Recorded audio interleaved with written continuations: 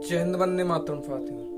साथियों, आपने अपनी डेली लाइफ में कभी ना कभी कम्युनिज्म या साम्यवाद के बारे में तो सुना ही होगा और आपके दिमाग में यह प्रश्न भी आया होगा कि कम्युनिज्म या साम्यवाद क्या होता है।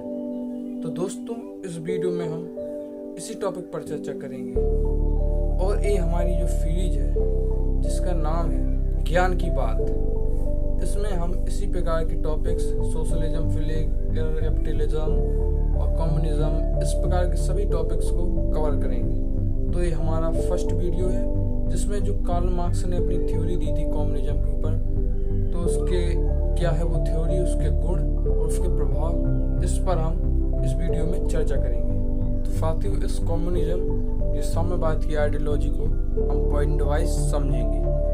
तो इसका जो फर्स्ट पॉइंट है, यदि आप कम्युनिज्म या साम्यवाद इन पर प्रकाश डालेंगे या इनको संधि विकसित करेंगे इन शब्दों का, तो आपको एक शब्द निकल कर सामने आएगा जिसका नाम है कॉमन या समान। अर्थात एक ऐसी सोसाइटी या एक ऐसा देश जिसमें रहने वाले सभी नागरिकों की उस देश की संपत्ति, उस देश के जो साधन है, उस देश की जमीन है और फैक्ट्री वगैरह जो भी चीजें हैं, उन सभी चीजों पर समान अधिकार होगा। पॉइंट नंबर सेकंड, इस सोसाइटी में पूंजीपति, प्राइवेट कंपनीज, जमींदार और भी जो पूंजी से कार्य करने वाले जो व्यक्ति हैं जिनके पास धन अधिक है, उनका इसमें सोसाइटी में कोई अधिकार नहीं है और ये सोसाइटी में नहीं रहेंगे। इस सोसाइटी में जो भी फैक्ट्रीज है, जो भी जमीन है और जो भी कंपनी या उद्योग हैं, धंधे हैं, उन पर जो मजदूर वर्ग है, जो सर्वहारा वर्ग है, उसका एक अधिकार होगा और उसकी जो धन प्राप्त होगा उससे, जो कार्यालयों से, उस पर समान रूप से सभी में वितरित किया जाएगा और इसके लिए ट्रेड यूनियन बनाए जाएंगे जो कि किसानों और मजदूरों की मांग और उनके अधिकारों के लिए खड़े रहेंगे।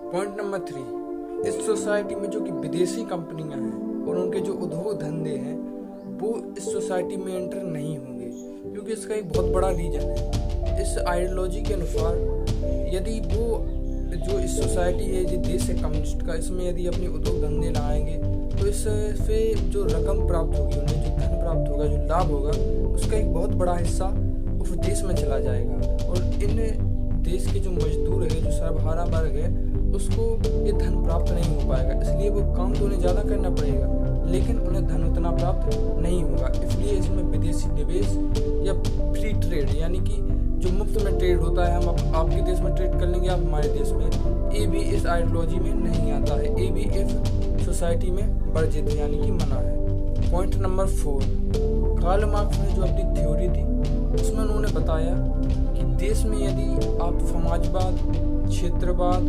राज्यवाद और भी जो जातिवाद, धर्मवाद है, इनको महत्व देंगे तो समाज एकत्रित नहीं हो पाएगा, उनमें भेदभाव का भाव भरा रहेगा। इसलिए उन्होंने इस सोसाइटी में राज्य को, सीमा को कोई महत्व नहीं दिया है। सभी लोग घुल मिल कर रहेंगे और सभी लोग एक साथ रहेंगे, ना किसी से समाज के आधार पर, ना किसी क्षेत्र के आधार पर भेदभाव नहीं किया जाएगा। तो ये तो थे कुछ प्रमुख बिंदु कार्ल मार्क्स की साम्यवाद पर दी गई विचारधारा के, लेकिन चूंकि वो एक दार्शनिक थे, उन्होंने इन सभी विचारों पर इम्प्लीमेंट नहीं किया, ना ही ऐसी सोसाइटी बनाई है। लेकिन जिन भी देशों ने और जिन भी नेताओं ने, चाहे वो स्टालिन हो, चाहे वो लेनिन हो, चाहे वो माओ हो, उन्होंने इस विचारधारा का यथारूप इम्प्लीमेंट नहीं किया।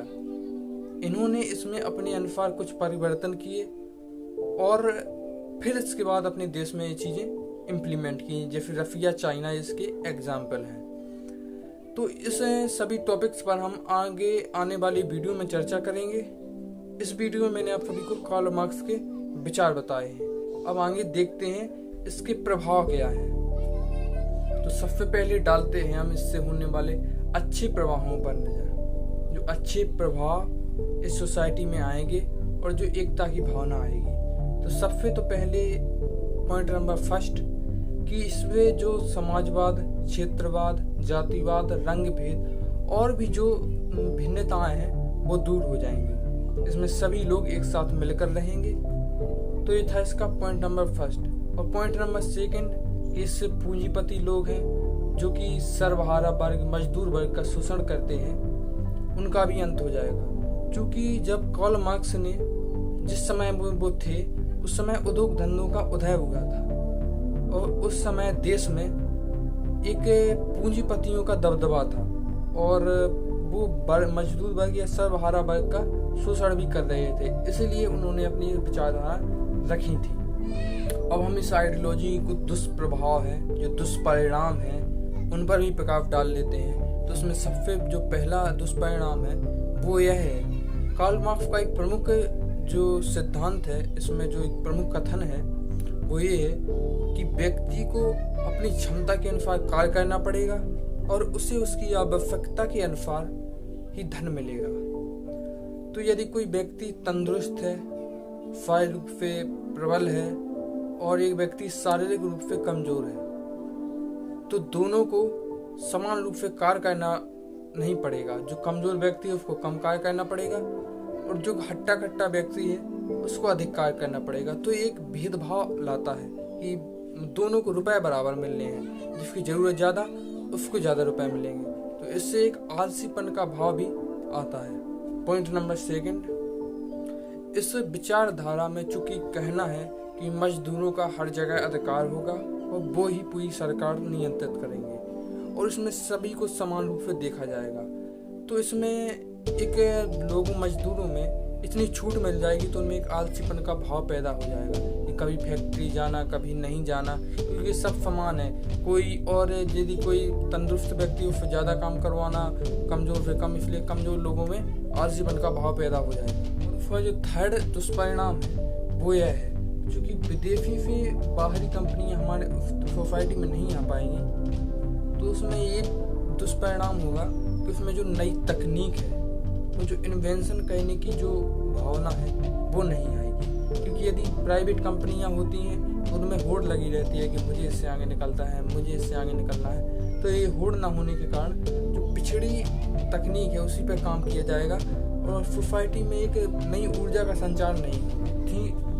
इस विचारधारा के कुछ प्रमुख बिंदु और उसके परिणाम अच्छे भी और दुष्परिणाम। चूँकि हम यदि देखें कि ये बिल्कुल एग्जैक्ट जो एक विचारधारा है एक किसी भी देश में इम्प्लीमेंट नहीं हुई है। ये जो कार्ल मार्क्स ने सोची थी एक उटोपिया था, उटोपिया यानी कल्पनीय, जिसकी कल्पना की गई हो, तो इसका इम्प्लीमेंट नहीं हुआ है। और चूँकि ये छोटी सीमित जगहों के लिए सही है कि छोटे जगह है वहाँ पर आप इसको इम्प्लीमेंट कर सकते हैं। क्योंकि हम अपने पूर्वजों को देखें, आदि मानव, तो वो भी तो छोटे छोटे गांव टाइप में झोपड़ियाँ बनाकर रहते थे, उसमें जो शिकार करते थे उसका भी समान रूप से वितरण होता था और नदी पानी जो भी चीज़ें हैं उनका समान रूप से वितरण किया जाता था। इसलिए वो एग्जाम्पल है। लेकिन जब इसको बड़े स्तर पे इम्प्लीमेंट किया जाता है तो ये सक्सेस नहीं होता है, ये विचारधारा हमेशा ही फेल हो जाती है।